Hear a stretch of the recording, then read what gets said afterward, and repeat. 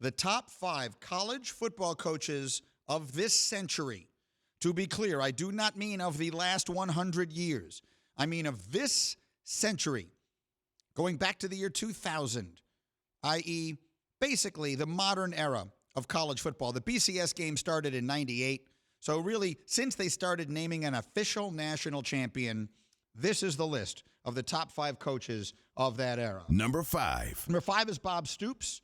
Bob Stoops' run at Oklahoma was sensational. He won a ton of games. He did it in a way that at a time when that kind of thing wasn't nearly as prominent as it is now. He's been somewhat overshadowed by the enormity of the top heaviness of the sport that has come into vogue after the fact. But at a time where it still felt a little bit wide open, his was the number 1 program. He won a national championship in 2000. He won 10 Big 12 championships starting in 2000 and running it all the way to 2016. He has a career record of 190-48. Came back to coach in the XFL this year, and that obviously ended prematurely. But Bob Stoops, I think, sometimes overlooked as a great coach, and he is number 5 on the list of the top college football coaches of this century, according to me. Today's Green List. Number 4. Number 4 is Dabo Swinney. I know a lot of people will think that he could be higher. He certainly could be higher. There are a variety of reasons why the 3 that I have ahead of him are. He has won 2 national championships in the last 5 years.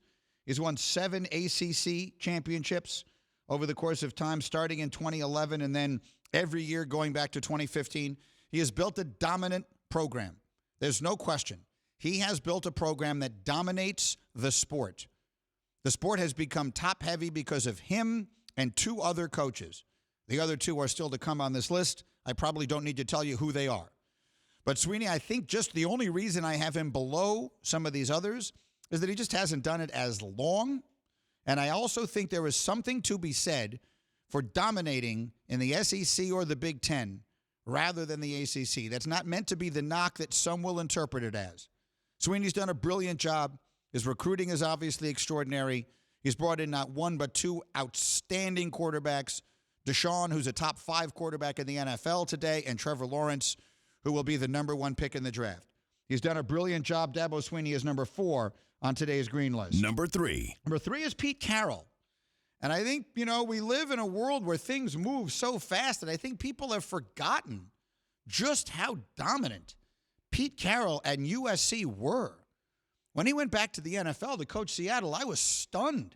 He had it going. Now, he may have gotten out sort of, what's the expression, like because the posse was coming, and he left it in a shambles. But I'm not one who believes that that's how you judge these things, largely because I think most of the rules that he violated are stupid to begin with. But if you're just watching football be played, Pete Carroll's USC teams were dominant. He won 2 national championships. He won 4 Rose Bowls, 2 Orange Bowls, 7 Pac-10 titles. He was 97-19 at USC. His teams were unbelievable. And they were basically 1 play away from winning another championship in the greatest college football game I've ever seen, that game against Vince Young in Texas. So I have Pete Carroll. I know that will make a lot of people mad. I think if you watch what Pete Carroll's USC teams were in that generation, they deserve it. He deserves it. He also, by the way, is on that very short list of coaches who've won a Super Bowl and a national championship in college. That's not related to this, but it is an interesting aside. He is number 3 on today's Green List of the top 5 coaches in college of this century. Number 2. Number 2 is Urban Meyer, who I think is on the verge of becoming the coach of the Jacksonville Jaguars, which astonishes me. I remain stunned by that. And I know Urban a little bit just from relationships over the years. He worked at ESPN briefly. That guy is an unbelievable coach. And the programs that he built, what he did at Utah, people forget that what he did at Utah, he built Utah into a team that people were talking about. They deserved a chance to play for the national championship. And he was 22-2 at Utah. And then Notre Dame was dying for him, and they couldn't get him. He went to Florida. He went to Florida, went 65-15, took a little pause there, and then went to Ohio State and built a program so dominant that they have basically taken over the Big Ten. The Big Ten has become Ohio State and then the 13 other teams. And that remains that way. And Urban Meyer remains the primary reason. That's not to discredit Ryan Day, who's a great coach.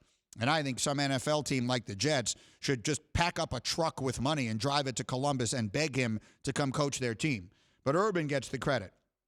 And in this era, he won 3 national championships, 3 Big Ten championships, 2 SEC championships, 2 Mountain West championships.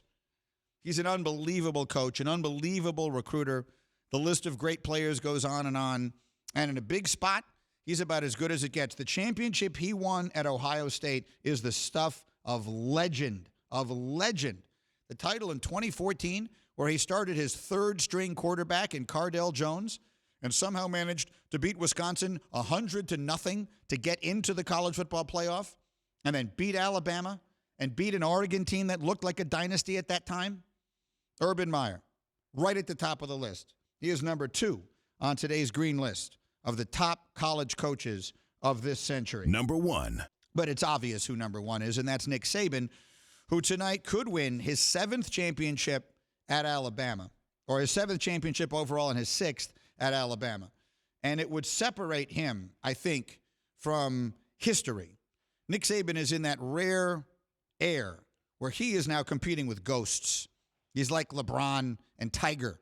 They're not competing to be the greatest of their time. They're competing to be the greatest of all time. Where do you begin? He's won 6 national championships, one of them at LSU, and then he's won 5 national titles at Alabama. If he wins tonight, it'll be his 6th.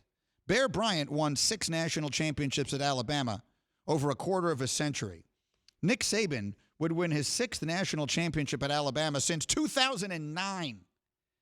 He's won the SEC 9 times. He's just unbeatable. He's 169-23 at Alabama.